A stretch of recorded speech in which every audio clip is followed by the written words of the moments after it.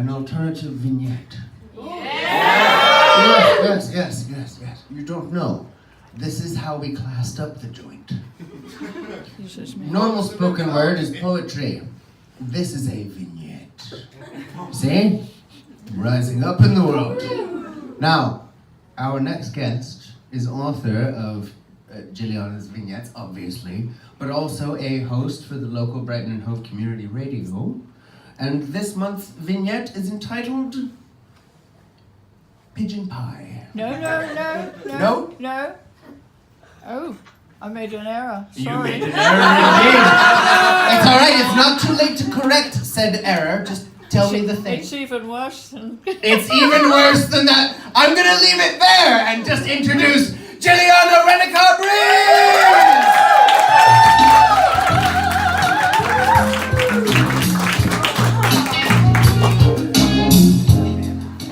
Good evening.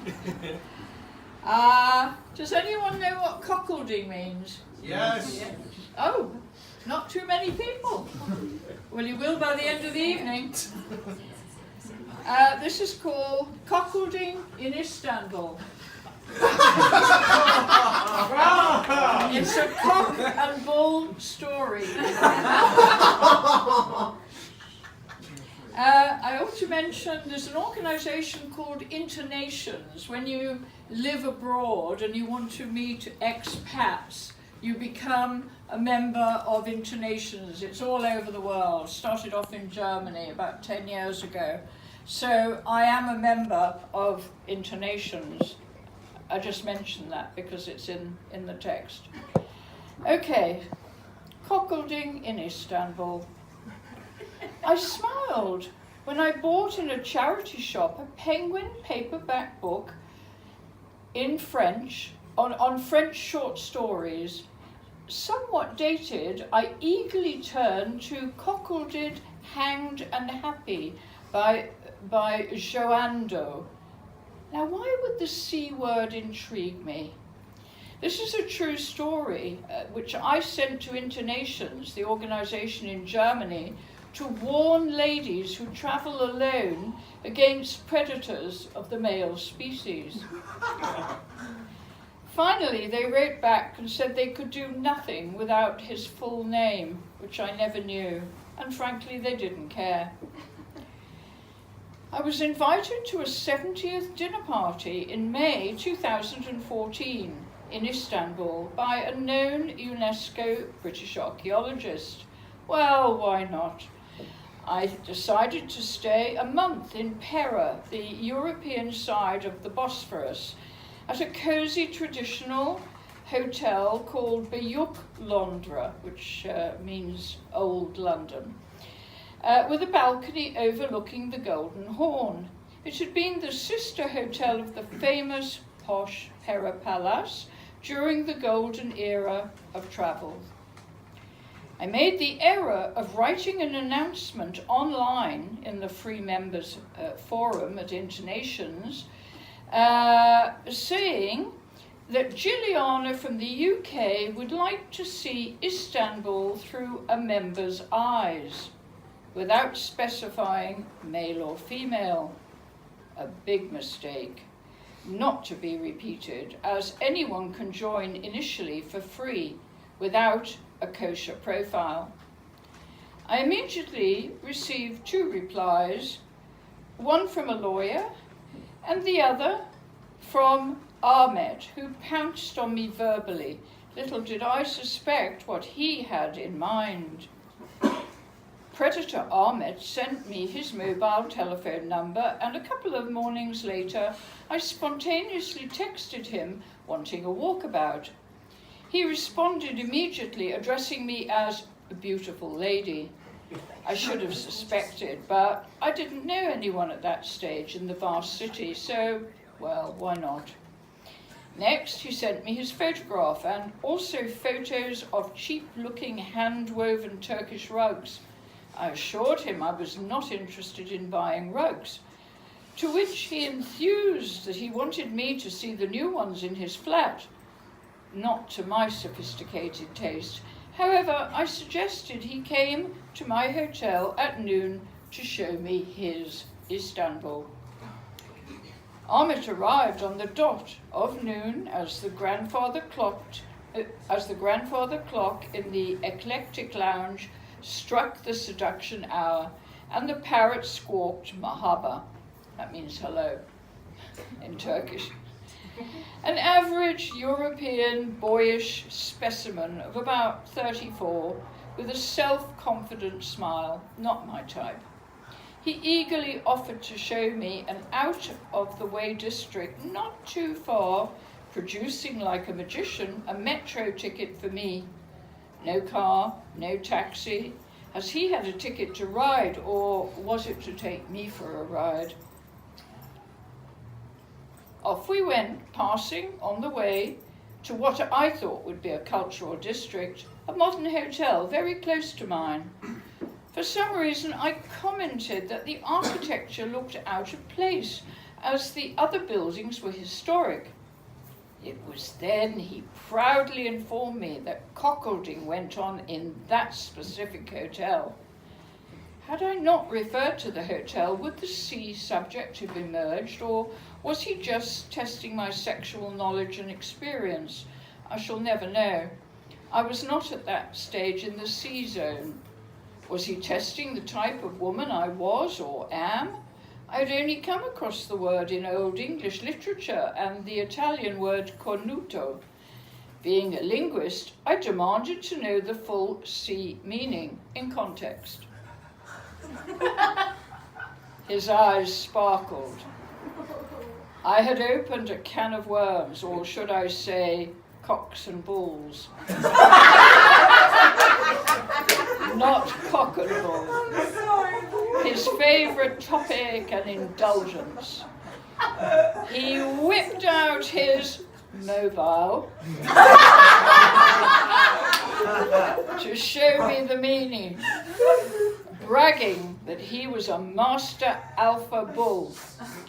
He was more into fucking, that's for sure, and no doubt was a regular visitor at the modern corporate hotel, proudly telling me that the capitals of cuckolding were New York, Paris, and Istanbul.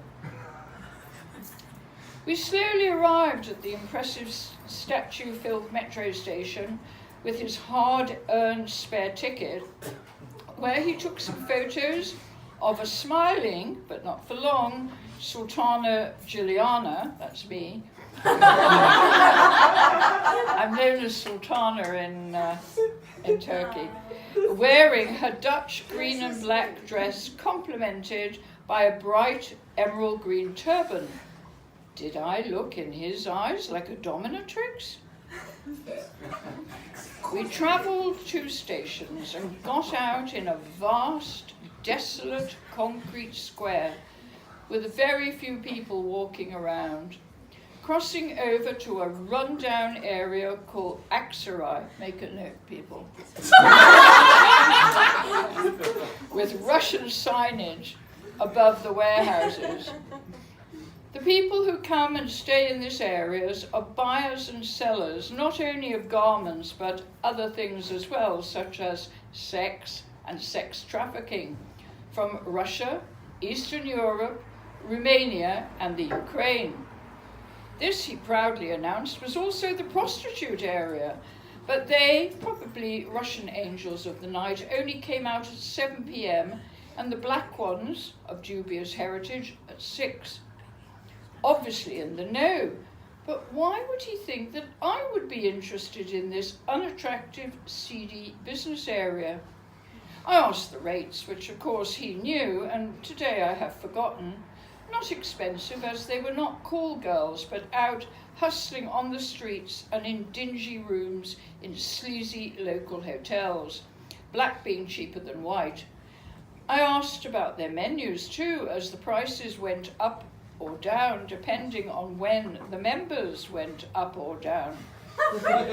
At this point, we passed a black woman wearing a sexy, tight, lacy mini dress with a well-endowed derriere.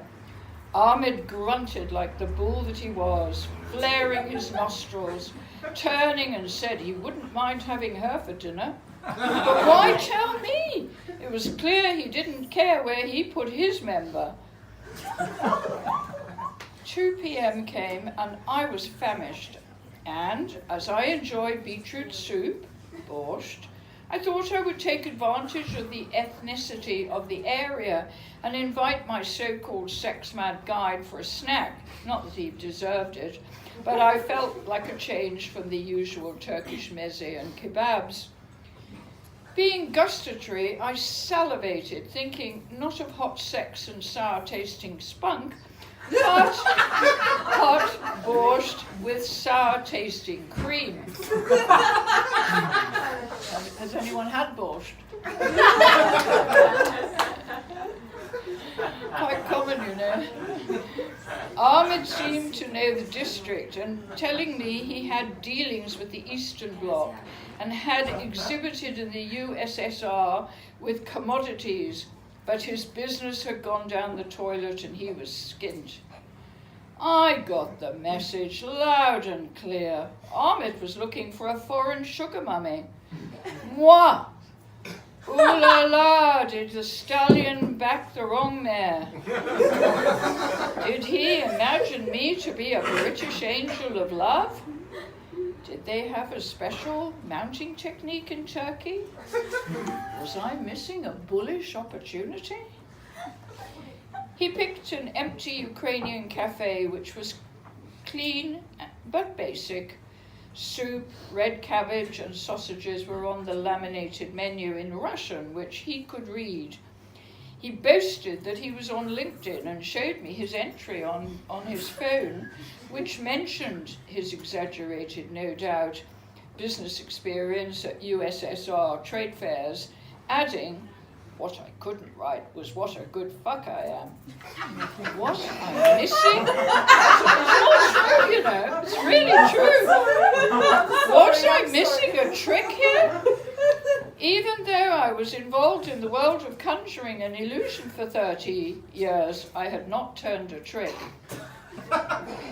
After a not so bad cheap lunch, although weary from endless walking, I saw from the outside an interesting but locked Armenian Orthodox church.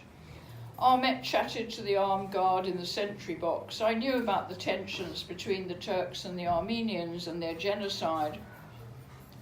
On we walked, taking photos of the broken down Aksaray area with its cafes and typical low stools and tables covered with reddish machine-made traditional woven tablecloths. And on we walked in endless Neverlandia. I was in need of a rest and coffee. We had somehow arrived at the better-known area of Kumkapi, specializing in fish restaurants. He knew a traditional cafe with nargila, or hookahs, not hookers, and a friendly owner telling me that he would have to call for a taxi back to the metro as we'd walked so far. I announced he could buy the coffees. Amazingly, he replied, "Yok," that means no. Business was bad, and so he couldn't afford to, showing me some paltry coins in his pocket amidst a $50 note which the cafe owner obviously couldn't cash. I hit the roof. I had nothing more to say to this puppy. So we took the taxi back to the metro and he sheepishly apologized for his behavior. I slammed the taxi door and limped off unaccompanied in the metro, alone for the first time in the Ottoman historic city. There's always a first time and a challenge. Rushing back to my cozy traditional room in Pera, I enthusiastically Googled cockelding, for educational purposes, of course, and even found an entry on Craigslist for Istanbul. It's not there anymore, by the way. I looked recently. For this performance.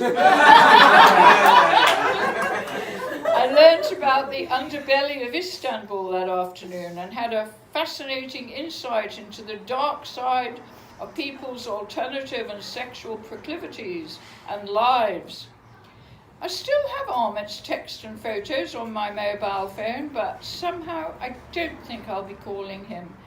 I'm sticking to the Museum of Innocence in the antique junk district of Kakuma, more my sea style.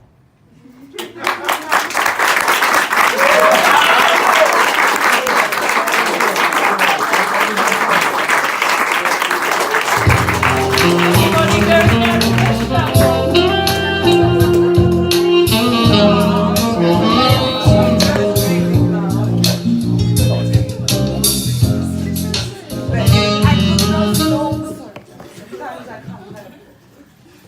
Serves me right for adjusting the microphone for height. Oh, you don't have to stop. Doesn't use it at all.